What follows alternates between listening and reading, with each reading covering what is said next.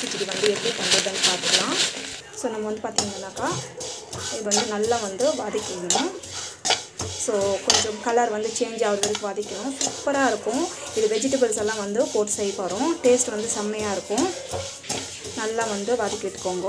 So இது வந்து பார்த்திங்கன்னா நம்ம வந்து தாபா ஸ்டைலில் வந்து எப்படி செய்யுதுன்னு அது மாதிரி தான் நான் இப்போ பண்ண போகிறேன். டேஸ்ட் வந்து நல்லாயிருக்கும். சின்ன சின்ன டிப்ஸ் வந்து ஃபாலோ பண்ணாவே போதும். டேஸ்ட் வந்து செம்மையாக டேஸ்ட் சூப்பராக இருக்கும். இந்த அளவுக்கு வந்து கலர் வந்து லைட்டாக சேஞ்ச் ஆகினா போதும். நம்ம வந்து பார்த்திங்கன்னா இப்போ வந்து கேஸ் ஆஃப் பண்ணிவிட்டேன். ஸோ அந்த ஸ்டீமில் வந்து இருக்கட்டும். ஸோ கலர் வந்து இந்த அளவுக்கு வந்து சேஞ்ச் ஆகினாவே போதும். இப்போ வந்து பார்த்திங்கன்னா நெக்ஸ்ட் ப்ரொசீஜர் இது வந்து பார்த்திங்கன்னா இப்போ தான் வந்து வடை செஞ்சேன். ஸோ அதே சேம் பவுலில் வந்து பார்த்திங்கன்னா அந்த எண்ணெய் வந்து பார்த்திங்கன்னா இன்றைக்கே வந்து யூஸ் பண்ணிவிடுவேன். ஸோ அந்த பவுலில் வந்து நான் வந்து செஞ்சு போகிறேன். ஸோ அப்படி வந்து யூஸ் பண்ணிடலாம். நம்ம 2 நாள் 3 நாள் வச்சுருந்தா யூஸ் பண்ணக்கூடாது. ஸோ இப்போ வந்து பார்த்திங்கன்னா கடுகு வந்து ஆட் பண்ணிக்கிறேன். வந்து பார்த்திங்கன்னா இப்போ வந்து சீரகம் வந்து ஆட் பண்ணிக்கணும். சீரகம் ஆட் பண்ணிட்டுருக்கு. பார்த்திங்கன்னா வந்து பார்த்திங்கன்னா வெங்காயம் ஆட் பண்ணிவிட்டு இது வந்து நல்லா வந்து வதங்கணும். நல்லா வந்து நல்லா வந்து வதங்கணும். மேக்ஸிக்கு வந்து நல்லா வதங்கணும். அப்போ தான் வந்து டேஸ்ட் நல்லாயிருக்கும்.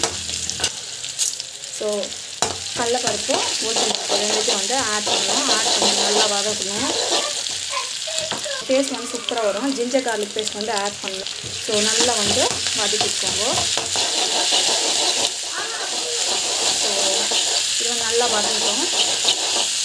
ஸோ முந்திரி வந்து ஆட் பண்ணிக்கலாம். முந்திரி ஆட் பண்ணி முந்திரி போட்டுட்டு நல்லா வந்து வதக்கிக்கலாம்.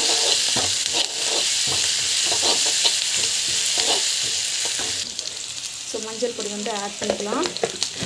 மஞ்சள் பொடி போட்டால் தான் டேஸ்ட் வந்து நல்லா வரும். அண்ட் நல்லா வதக்கிக்கோங்க. அண்டு இந்த அளவுக்கு கொஞ்சம் வதங்கினா கட் பண்ணி வச்சு டமாட்டோவும் வந்து ஆட் பண்ணிக்கோங்க.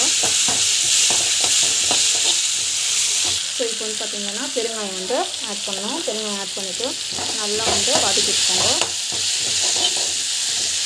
நம்ம வந்து பார்த்திங்கன்னா கொஞ்சம் தான் வந்து சால்ட் வந்து ஆட் பண்ணிக்கலாம். பிகாஸ் உப்பெல்லாம் போட்டு தான் நம்ம வந்து வெஜிடபிள்ஸ் வந்து வேக வச்சு வச்சுருக்கோம். ஸோ ஒரே ஒரு பிஞ்ச் வந்து ஆட் பண்ணியிருக்கேன்.